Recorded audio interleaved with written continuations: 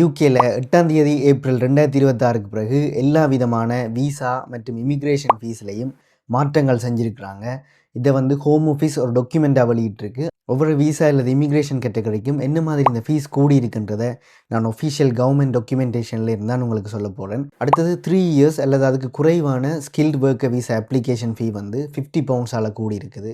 இவ்வளவு நாளும் £769 இருந்தது, இப்போ £819 ஆகியிருக்கு. உங்களுக்கு ஸ்பெசிஃபிக்காக ஏதாவது ஒரு விசா கேட்டகரிக்கு நான் மென்ஷன் பண்ண இல்லைன்னு சொன்னால் நீங்கள் கொமெண்டில் கேளுங்க, நான் செக் பண்ணி சொல்கிறேன். அதுக்கு முதல் நீங்கள் கணன் சேனலுக்கு புதுசண்டா இப்போயே கணன் சேனலை சப்ஸ்கிரைப் பண்ணிக்கொள்ளுங்கள்.